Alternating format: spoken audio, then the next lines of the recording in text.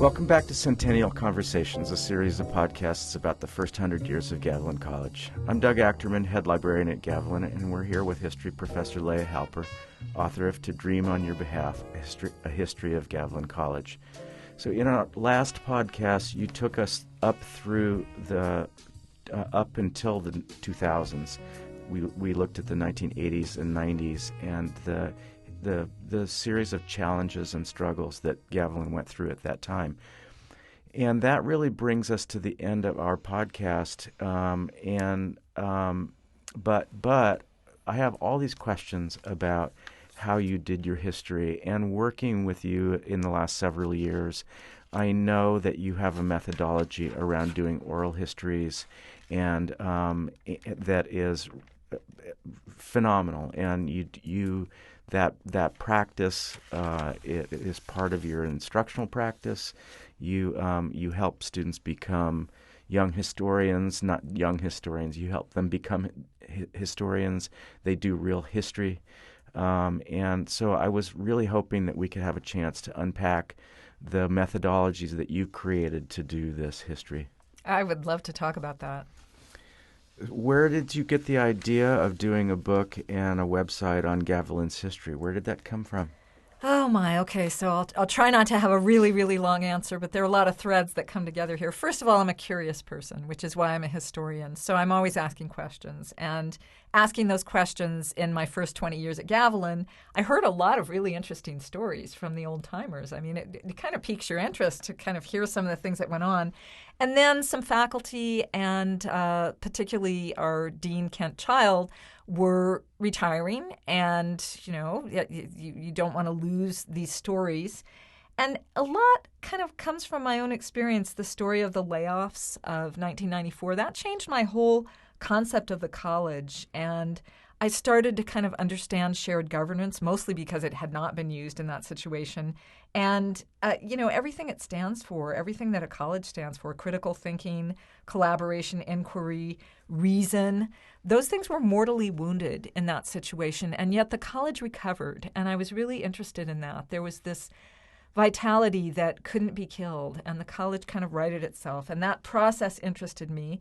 My experience is I'm very connected to this area. And I knew the college was founded in 1919. And I need to say that my grandfather, Peter Bogetti, who at that time was living on a prune ranch in San Martin that his family owned, was a World War I veteran. He was one of the guys who was coming back from World War I, who this college was founded to serve. I mean, the geographical distance and his own kind of life trajectory ensured that he was not one of the early students, but he could have been. He was an Italian-American young man, really bright, without other opportunities. And so going back to that period took me back to my own family history in a way that was just so nourishing. I learned so much about what was going on in this area during the war. And when Hollister was welcoming back 500 guys, he was one of the guys who was being welcomed back in San Martin. I did not know that. Yeah. So, and, I know a lot more about my grandmother. She was a lot more talkative. So I was very close to my grandfather, though. We spent hours and hours quietly in the garden working. And it brought me some kind of intimacy with him and with his life experience. So that's a reason. And then another reason is that I went to Stanford, and I had this experience of being a scholarship student at an incredibly wealthy university where anything you wanted to do, somebody would fund you. There was always a yes. You always got what you wanted. And so there's this flowering of creativity and scholarship. It's just wonderful. And it's so not real. And Stanford is well documented. There are people paid to do very good oral history and, documentation of Stanford's. And somewhere along the way, I'm from kind of middle class. My grandparents were working class. I want to work at an institution that serves working class people, which is why I'm at Gavilan. And I want to do as deep, as meaningful, as rich, as beautiful a history of my institution as Stanford has. Mm-hmm. Because this institution does something just as important, and maybe more important. It serves working class people. And so that is a big motive to capture this history. We already know all about Stanford, but a semi-rural agricultural area, college that today is a Hispanic serving institution, who takes the time to do a really deep history of that institution? And yet it changed so many lives. Mm-hmm. And then those people went out and changed their world. So that's a pretty important motivation for me. It's more than, to me, as the beneficiary of this history, it's more than capturing the history. It's really honoring the history and honoring the legacy of the people and the college itself. Well, it's an effort. So that the simple answer to your question, I've given you all this philosophical. Yeah. The simple answer is in 2003 I did a little bit of history, and then I looked at it later and it was really bad. I didn't do a good job, and so I wanted a second chance because I don't like to leave anything in bad shape. So I asked the college if during the Centennial it would be helpful to have had a history that I could gather of the college to kind of draw upon, and the college said yes. And then I'm an oral historian. I have been teaching oral history techniques to my History 2 students for many years, and there's a pile of oral histories that previous librarians were not interested in having be part of an archive, but I just held on to them because I figured that sooner or later we'd get a librarian who understood that this kind of an archive is a really valuable thing, and here you are. Isn't that wonderful? So those things kind of came together in that way. So what insights did you get for teaching oral history gathering techniques to students? It's not easy to do good oral history, and my students have said that, and I kind of knew it theoretically, but it's hard to do a good job, and it's easy to be unprepared and to ask silly questions. Mm-hmm. I mean, it's kind of realized that, and the other thing is, oral historians for oral history projects are very proper, and Bobby Garcia was up on his feet yelling, and I was up on my feet yelling. And when he told me that he accepted a work-study job and didn't even ask for a raise, even though he could have, he had him around his little finger, they needed him so desperately, and he didn't ask, he got the same pay. I said, "You idiot!" I had to be myself. Mm-hmm. And that actually turned out to be just what was needed because people responded to authenticity. I mean, when you're present and you're reacting honestly, people told me their life stories. People told me stuff they really shouldn't have told me. One guy actually, I couldn't believe the stuff he was telling me. This is the only interview that the person did not give permission, and he was right not to give permission. He should not have told me some of the things he told me. But he didn't. He talked really freely. He enjoyed talking. And then the next week he called me and he said, I've been thinking about this. I don't think I'm going to be able to donate this oral history. People opened up. Mm-hmm. So let's go back a step. So what actually is involved in doing an oral history? It's a lot more than just sitting down and having a conversation with somebody. Well, the first and really in some ways the hardest thing is to find people. Because, again, you're asking them to open up their lives. And so, interestingly, I did send out press releases, and I only got one person that way. Two, maybe. I think I got two. And what really helped, two things really helped. One is college employees. I've got Nikki DeQuinn's mother and Gilbert Ramirez's mother, and I've got Neil Andrade's father. And so people are really connected to this college. You'd be amazed how many people went here and had a parent or an uncle or who also went here. I mean, this is deeply rooted in this community. And I knew that theoretically, but then to see this web of connections come to life was astonishing in some ways. And then the other thing is that the San Benito Historical Society is really ground zero. And those women... It's a little hit and miss, but the second time I was there, they were talking to each other about my project, and one of them said, "Don't we have a file box somewhere?" And the other one said, "Yeah, where is that file box?" So a search ensued for the file box, and the file box turned out to be something that somebody had started in the 80s or the 90s, and there was a card for every alumni of San Benito Junior College because they had an alumni association. And so that was really valuable. They found the file box. They were going through it. But it's not valuable to me without Verona Flint, whose family settled in San Benito County, I think, in the 1860s. She knows everybody. She went through the file box and told me who was still alive. Very important information. And then she went home and sat by her address book, and I called her, and she gave me phone numbers. Wow. And, I mean, it was priceless. There's nothing that could have helped more than that. That was at least half of the informants that I ended up using came from that list. And my oldest informants. So obviously, the more networked you are, the better you're going to be at gathering oral histories. So, how did you wind up preparing for those? Because it's not, again, you can go into that cold, but what did you do to prepare yourself for those interviews? Well, the fact that I'm a historian was really the best preparation. I mean, I knew something about the period generally that we were talking about. I've also taught California history, and I've paid attention to local history. I'm not a specialist by any means. I'm also an oral historian. I was a journalist. I like asking questions, and I can usually shut up and listen, despite having strong opinions, which everyone knows me for. But so you really the right answer from an oral historian's viewpoint is that you do a preliminary interview so that you find out what you're going to find out. Actually, honestly, I make my students do that, and it's a really important part of their process. Mine were pretty perfunctory. I asked some really general questions, and after 5 or 10 minutes, I said, okay, I'm ready, and then I just kind of went from there. Okay. So questions come pretty naturally. We also, in the preliminary discussion, talked about anything people didn't want to discuss.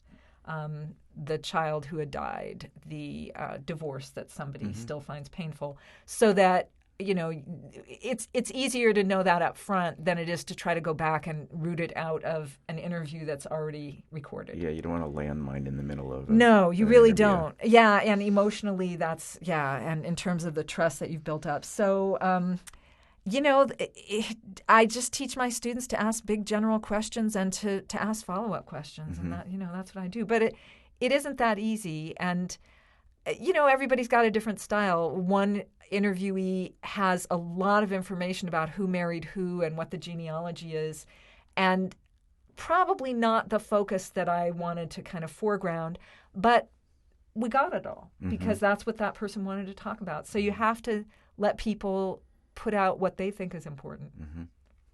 So the oral histories are a sort of backbone of your research, but there's also lots of other kinds of information that you pulled in. What were you looking for in the sort of book-related information that found its way into your history? Well, this was really the miracle of the project because there was a fire in 1955, which we had talked about in a previous interview, and all of the early records, the enrollment records, the memos, the justifications for various decisions, all burned up. There's one box somewhere in the San Benito County school system or a closet with a couple of boxes that I didn't make it to that they rescued from the fire. And I am very curious before I end this whole project, I do want to go and try and look at that box. But that meant that there was very little written documentation, which is really bad because the people who were there are gone now. I interviewed somebody who was 98 and somebody else who was 96. And they could remember back to the late 30s. But that whole period before that completely wiped out. So what do you do? Well, the only sources that really exist are the newspapers, the yearbooks, and any kind of written stuff that somebody might have in an attic. So we put out a press release asking people who had written stuff. We got nothing except Donna Avina, who's a former public information officer from Gavilan, who now lives in Oregon, is still getting local newspapers. She's a very active mind. And somebody had given her something that George Champion had, but he's not the one who put it together. It's huge. It's about 2 feet by 3 feet, and it's got big wooden covers. And it's a scrapbook. And it was in awful shape. I mean, there were little animals kind of coming out of it but she brought it when she came down from Oregon, and she brought it all the way in her car and, had her son put it in my arms. And it had undated newspaper clippings from the early 50s and so on. So anyway, you take whatever you can. And that's the value of the San Benito Historical Society. They're the only ones who had this stuff. Mm-hmm. Nobody else did. Yeah. So there are a lot of different ways you could have done this. You could follow sort of webs of information from, an oral history could lead you from one person to another person to another person, and you could hopscotch. You could do it thematically. How did you wind up doing your research? Well, you go to the older people first. Okay. And that's always wise. And in fact, the two oldest are having pretty severe health problems now. And there's some really practical reasons for doing right, that. Yeah. That's like the first rule for oral history. Yeah. You go to the oldest or the most ill people first. Right. What was the question again? How did you wind up doing your research? Okay, so I wanted a more representative. I wanted students. I wanted their stories because we had kind of the European American males and one female who founded the college. I had gotten those interviews in 2003 when I kind of started dabbling in this project. And I left out all the students, and there were not very many people of color and not even very many women. And a lot of stories didn't get told. So I wanted to tell those stories. And after that, I thought I was going to do 8 to 10 interviews. I ended up doing 20. I was the girl who couldn't say no. I mean, everybody sounded so good. I had to at some point. And I pretty much had it all set, and I was feeling like I had a pretty good representative group. And that was towards the last month of my sabbatical. And then I thought, well, let me send out one more. I had sent out some notes to faculty and staff saying, if you know anybody. And I had a few people had responded. So I sent it out, and it said last call. And I was so mad because now I got 25 to 30 responses, all of them really good leads, several of them that I followed up, but I didn't get to follow up all of them. Mm-hmm. I mean, there were some people who I just had to call and say, I'm really sorry, I can't do it. Now I have to write this. Mm-hmm. So it was a process. Doing the interviews, doing the research, those two things, what I teach my students is you do the research so that you have more intelligent questions to ask. And then after you do an interview, that raises more questions for research. So it's a very kind of symbiotic process. You're kind of doing both. And I think the question of what to include is probably an easier question to answer than the one about what to exclude. But at some point, you have to cut it off, and you have to decide not to leave that in the story that you tell. So how do you wind up making those decisions? I had such a luxury. In doing the research, I just included everything. I mean, I wrote down stuff like there was something in a yearbook that was kind of funny, and I laughed. It was about Mr. Chew. Somebody had written an essay about why I chew gum, and he signed it Mr. Chew. And it was hilarious. It was cute. It was minor. But I thought, I wrote everything down. Yeah. I used it. It was a really good illustration of the kind of lightheartedness that these students had. That's something that I really liked about your history is there's a lot of whimsy in it. Oh, it was just, they had a lot of whimsy. So, who knew that I would use that? It was just silly, but I used it. So I wrote everything down, and I didn't have anybody telling me you could only do 50,000 words. I could write whatever I wanted. So I erred on the side of including stuff. And historians are very contextual. You can't understand 1919 unless we talk a little bit about World War I and a little bit about the flu epidemic. And so, and how those things affected the local, I knew kind of the big picture, but then to look down at Hollister and to see what that looked like here was fascinating. So put it in. Nobody's telling me not to. I didn't have an editor except my sister, and she loves history too. She didn't tell me to cut anything. She just made some suggestions about comma splices. So it's in there. Yeah. There was a college documents component to your project. Can you talk about that a little bit? Yeah, that was in some ways the less successful piece of the project. The idea was I was going to find all these seminal documents that were really important, and we were going to digitize them. You were in on this scheme, and then we were going to have a digital archive of, important documents and also kind of meaningful documents or documents that were representative in some way. That came to almost nothing. The documents were not accessible to me. Well, the early ones burned up, and then the later ones, people have kept accreditation reports.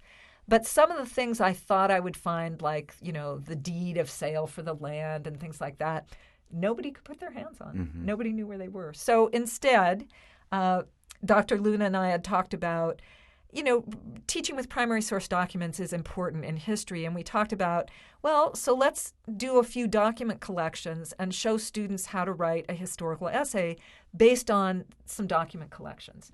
So I said I would do 2. Of course, I overdid it. I did 4.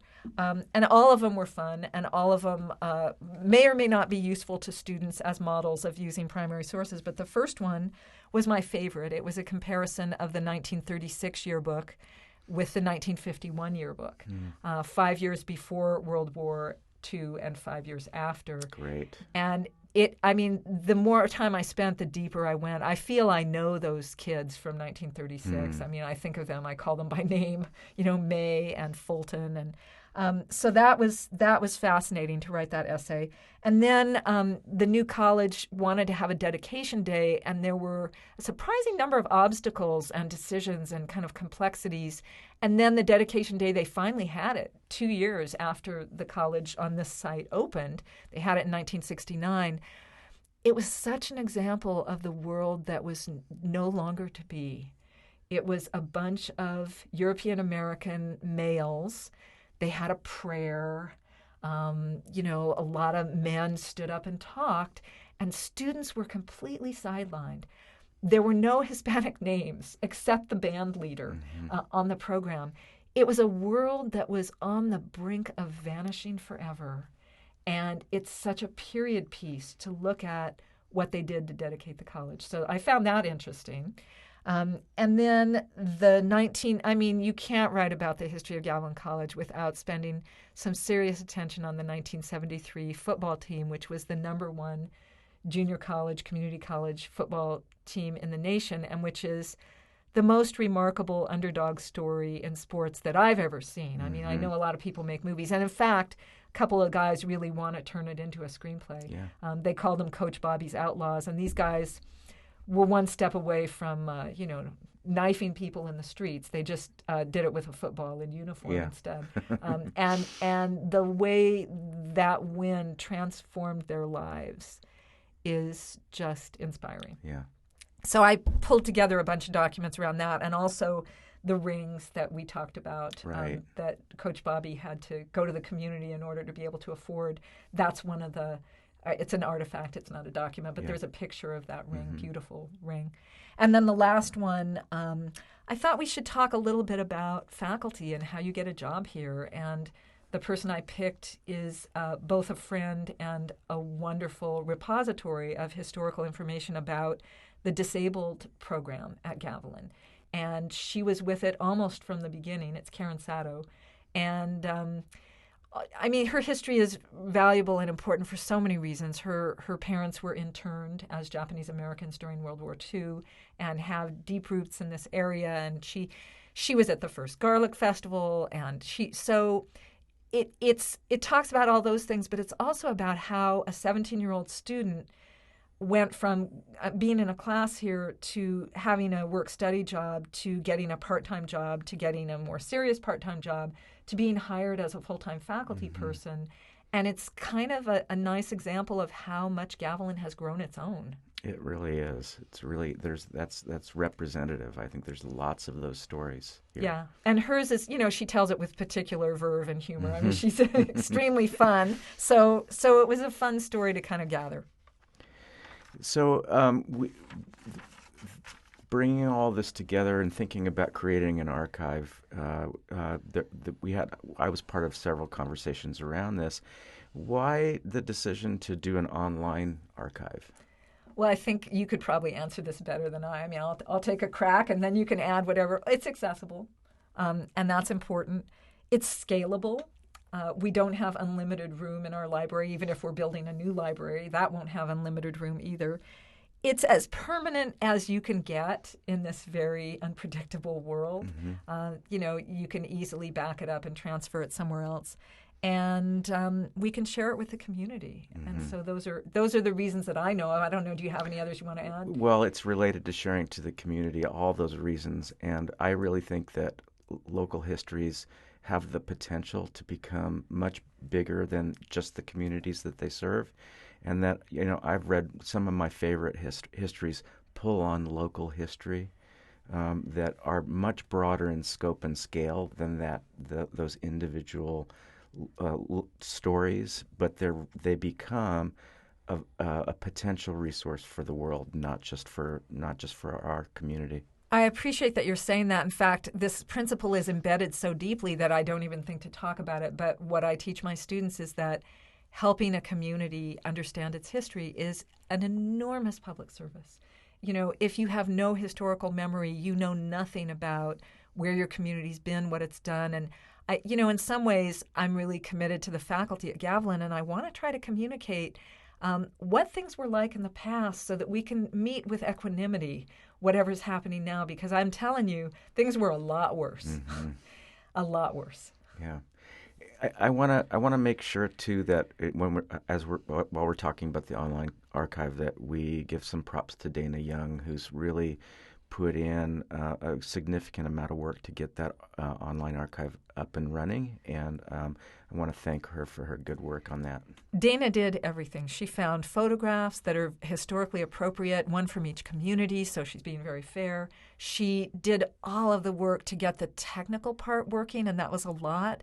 She's put the oral histories up. We've gone a lot of back and forth about how should we organize it. She's put in hours and hours and hours of work because she cares, and she's such a professional librarian that she understands the value, and I really understand the value of what she's done because it's been a lot. So thanks to Dana for all of her good work. And so what did you not get to in this project? Well, there's always something, isn't there? Yeah, of course. Yeah. Well, the three things that come to my mind, I didn't get to explore LGBTQ history at Gavilan. A lot of that is kind of towards the later end, and I certainly remember it was in one of my classes that the first coming out day panel was held with Greg Rivera from San Benito County coming out that day in class. So that I feel that that's a real oversight, and that needed more. But there hasn't been that much that's public really until my own tenure here. Yeah. Although I think it would have been really important to try to find some students who were in the closet, 50s, 60s, 70s, didn't manage to do that, although I looked. So that's one thing. Another thing that I think a future historian really would find fruitful to explore is the relationship between Gavilan and Silicon Valley. I am astonished how many of my former students are now executives at Google, or they're working, at YouTube, or there's really a relationship. And I think it would be good to document it. And I think we should be in touch with these people, yes. As part of our alumni network. And then the last thing, from the 90s forward, even just talking about the layoffs, I'm very involved in some of the history. I was a college leader. I was the union president. And, I think the story of how part-time faculty came to be part of the GCFA is epic, and I think it really needs to be told. But I was right in the middle of it. And I definitely could be accused of having a bias in how that story gets told. So on the one hand, it's important to tell it. On the other hand, there's no way that I can be anything except who I am and tell the story that I experienced. So maybe that's for a different podcast, or, an interview with Ken Wagman and myself or whatever. But yeah, there were things that were left out for sure. Well, you've created a resource for our community that will be extremely valuable. It will be, I think it's a start for what I hope will be a continuing history of the college. And speaking for myself, not only do I appreciate the value of it, I just found this whole experience so highly entertaining and Good. just so much fun to learn about and to participate in, to have these conversations with you, and and the way it has informed my understanding of the college. That is a gift that you're giving us that is deeply appreciated. Well, it's deeply given. So thank you very much. Thanks to Grant Richards for all of his work in putting these podcasts together. And thank you, Leah, for all of your fantastic work. You know, I have to say, without a librarian and a library staff that were supportive, none of this would have happened. And so there's vision and congruence there that I really appreciate. Thank you.